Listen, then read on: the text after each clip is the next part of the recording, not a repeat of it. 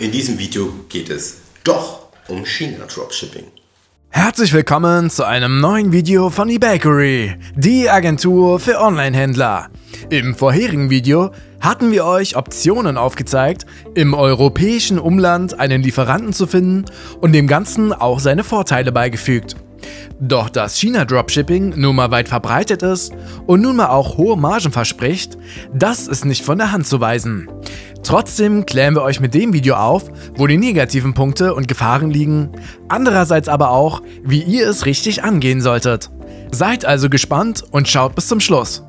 Sollten euch jedoch noch andere E-Commerce und Online-Marketing-Themen interessieren, dann gibt es eine kleine Neuerung auf unserem Kanal. Wir haben für euch eine Kanalmitgliedschaft für den eBakery YouTube-Kanal eingerichtet, mit der ihr für 99 Cent Mitglied werden könnt und somit Zugang erhaltet. Dazu einfach unter dem Video auf Mitglied werden klicken, dieses noch einmal bestätigen und eure gewünschte Zahlungsmethode auswählen. Damit unterstützt ihr die Produktion unseres Videos und erhaltet zeitgleich weiteren Mehrwert in Form von Videos und wöchentlichen Livestreams. Nun gebe ich aber das Wort wieder ab an Luciano. Herzlich willkommen, ich bin's wieder, Luciano von eBakery. Wir haben mehrere Nachrichten bekommen, dass ihr euch dennoch für das China-Dropshipping interessiert und deshalb wollen wir auch darauf eingehen. Allerdings möchte ich zu Beginn mit euch über die Schwierigkeiten in diesem Bereich sprechen. Fangen wir an mit den Importrichtlinien. Es gibt gewisse Importrichtlinien, die dann wiederum zu gewissen Steuern führen.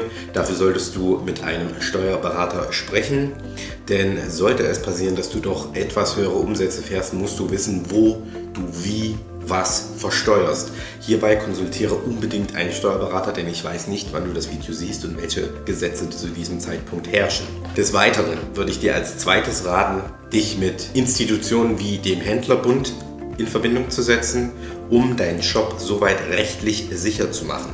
Es gibt noch viele weitere Institutionen wie den Händlerbund, die Ähnliches anbieten. Ich bin sicher, wenn du nachschaust, Research betreibst, wirst du etwas finden. Ebenso macht es Sinn, sich um eine Versicherung zu kümmern. Die gibt es mittlerweile auch seit ungefähr 4 Jahren. Eine Versicherung, die sich speziell auf den E-Commerce-Bereich bezieht. Neben den Importrichtlinien gibt es natürlich auch gewisse Zertifikate, die im EU-Raum oder im deutschen Raum gefordert sind. Als einfachstes Beispiel ist das CE-Zeichen, das einfach vorschreibt, wie ein elektrisches Gerät zu funktionieren hat. Hierbei sei gesagt, dass China-Lieferanten in den meisten Fällen diese Zertifikate entweder gar nicht haben oder sie fälschen. Deswegen beschäftige dich hierbei auch damit, wie man die Zertifikate validieren kann. Lizenzrecht, auch sehr wichtig. Du musst bedenken, dass wenn du Produktbilder von AliExpress-Händlern oder anderen Dropshipping-Anbietern aus China wählst, dass diese Bilder verwenden, die eventuell nicht ihnen gehören, in denen auch Dinge reingefotoshoppt sind. In den meisten Fällen erkennt man das, aber nicht in jedem. Übrigens spreche ich hierbei aus Erfahrung. Das kann ganz schnell mal zu Abmahnungen führen, die sich auch im 5-stelligen Bereich bewegen können. Und das tut einem Anfänger sehr weh. Also, Importrichtlinien beachten, mögliche Zertifikate einholen, beachten, validieren und drittens Lizenzen. Denkt über Lizenzen nach. Ihr könnt zum Beispiel nicht einfach Disney oder markenrechtlich geschützte Produkte verkaufen, Beispiel Mickey Mouse, BMW etc. Wenn ihr euch hierzu Gedanken gemacht habt, eine Versicherung gewählt habt und eventuell Institutionen wie den Händlerbund mit eingebunden habt, dann könnte man eventuell mit China Dropshipping starten. Leider ist es ein sehr, sehr lukratives Modell, denn die Margen sind sehr hoch und auch die meisten Dropshipper haben damit dort begonnen, sogar sehr große Marken haben als Dropshipping mit China Dropshipping begonnen. Deshalb ist das sehr lukrativ. Es ist mit ein paar Hürden umsetzbar, aber wie gesagt, achtet bitte auf das, was ich euch gesagt habe. Fangen wir nun an, gehen wir rein. Du kannst benutzen Oberlo, du kannst DSers benutzen, du kannst CJ Dropshipping benutzen oder du kannst einen Agenten verwenden. Nun, was ist ein Agent? Ein Agent lebt meistens in China, vielleicht sogar nicht weit weg von dem Dropshipping-Anbieter, den du wählen möchtest, und kann die Ware überprüfen bzw. andere Lieferoptionen anbieten. Du wirst schnell merken, wenn du mit einem Agenten oder auch mit Oberlo, DSers, Sourcing-Box, CJ Dropshipping, egal mit welcher Schnittstelle du arbeiten wirst, um von AliExpress die Produkte hierher zu bekommen. Du wirst schnell feststellen, dass du dich mit Versanddienstleistern auseinandersetzen musst. Auch hier, da ich nicht weiß, wann du das Video siehst, früher für die Anfänge des Dropshipping war ePact die beste Option. Mittlerweile ist es das nicht mehr. Es gibt andere, neue Optionen. Auch hier solltest du dich belesen und dann mit deinem Agenten sprechen, beziehungsweise die richtige Versanddienstart auf deiner Plattform wählen. Was unterscheidet einen Agenten von den Plattformen Sourcing-Box, Oberlo, CJ Dropshipping? Ganz einfach, du kannst direkt mit ihm reden. Er kann dir direkt Rechnungen schreiben, weil das auch wieder ein Thema sein wird. Denn die Rechnungen sind letztlich der Nachweis für deine Ausgaben, für deine Buchhaltung. Und hier sollte nichts falsch gemacht werden. Du darfst nicht vergessen, dass sich dein Lieferant auf einem anderen Kontinent befindet und rechtlich nicht greifbar ist, beziehungsweise nicht ganz so einfach greifbar ist. Wenn etwas schief läuft, kannst du nicht ganz einfach mal so einen Anwalt einschalten und in einen Rechtsstreit mit jemandem aus Fernost gehen. Meistens geht das nämlich nach hinten los und dessen solltest du dir auch bewusst sein.